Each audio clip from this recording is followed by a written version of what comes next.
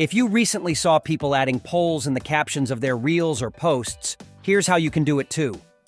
First, you need to update to the latest version of the app, because it's not available in the older versions. After that's done, open the app and set up the post or reel of your choice, and come to the last page of the upload process. Press on the area where you write your captions, and you should see the poll option there. But first, let's add the question of your poll in the captions.